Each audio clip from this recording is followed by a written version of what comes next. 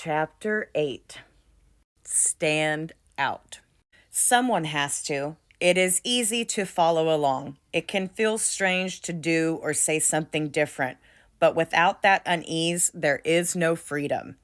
Remember Rosa Parks? The moment you set an example, the spell of the status quo is broken and others will follow. After the Second World War, Europeans, Americans, and others created myths of righteous resistance to Hitler. In the 1930s, however, the dominant attitudes had been accommodation and admiration. By 1940, most Europeans had made their peace with the seemingly irresistible power of Nazi Germany. Influential Americans such as Charles Lindbergh opposed war with Nazis under the slogan, America First. It is those who were considered exceptional, eccentric, or even insane in their own time.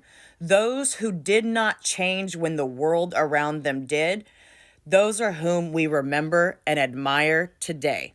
I got all the goosebumps, like so many goosebumps.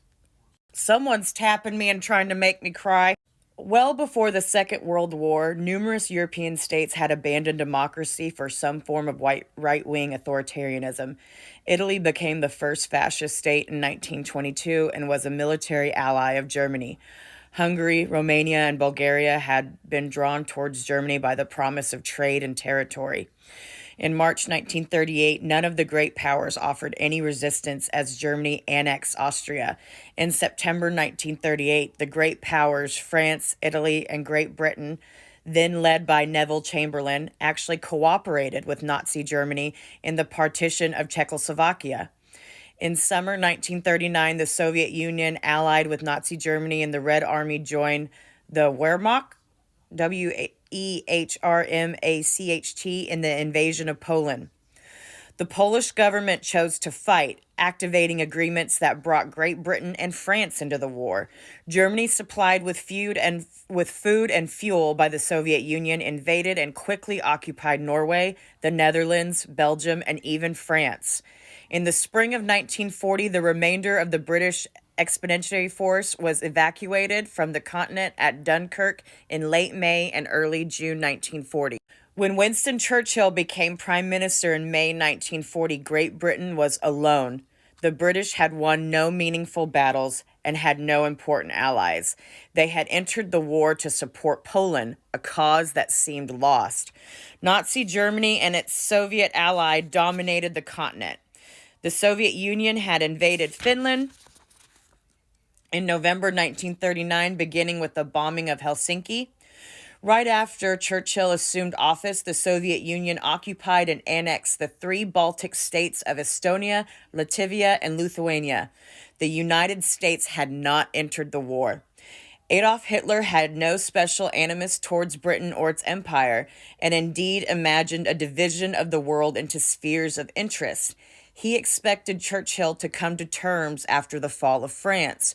Churchill did not. He told the French that whatever you may do, we shall fight on forever and ever and ever. In June 1940, Churchill told the British Parliament that the Battle of Britain is about to begin. The German Luftwaffe began the bombing of British cities.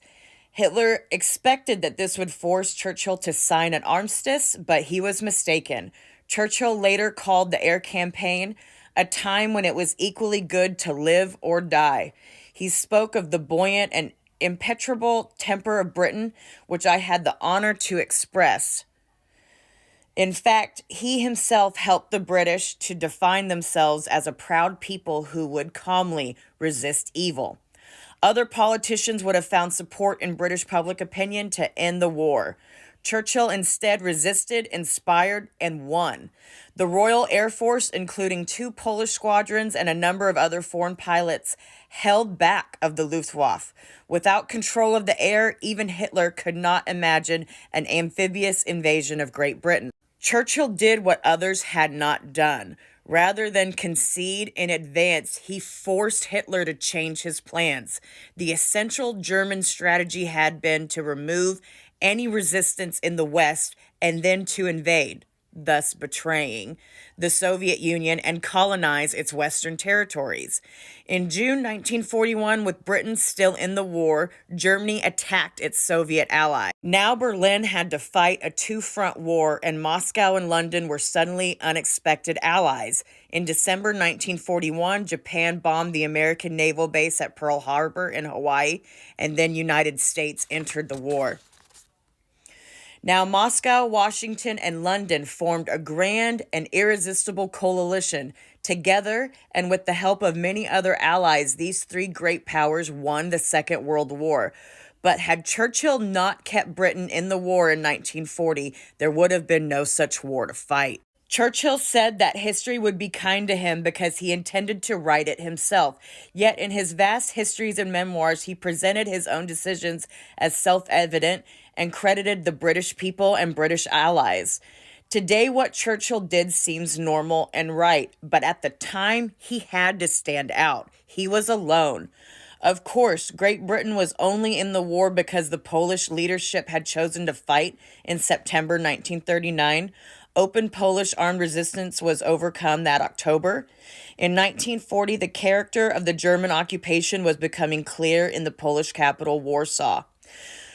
Teresa Perkowa was meant to finish high school that year. Her family lost its property to the Germans and was first forced to move to Warsaw and rent. Her father was arrested. One of her uncles was killed in battle. Two of her brothers were in German prisoner of war camps. Warsaw itself had been heavily damaged by German air campaign, which had killed about 25,000 people. Teresa, a very young woman, stood out among her friends and family in her reaction to this horror. At a time when it was natural to think only of oneself, she thought of others.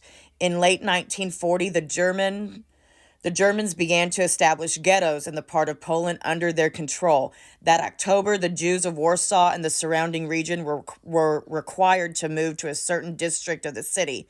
One of Teresa's brothers had been friendly with a Jewish girl and her family before the war. Teresa now observed that people quietly allowed their Jewish friends to slip away from their lives. Without telling her family and at great risk to herself, Teresa chose to enter the Warsaw Ghetto a dozen times in late 1940, bringing food and medicine to Jews she knew and Jews she did not. By the end of the year, she had persuaded her brother's friend to escape the ghetto. In 1942, Teresa helped the girl's parents and brother to escape.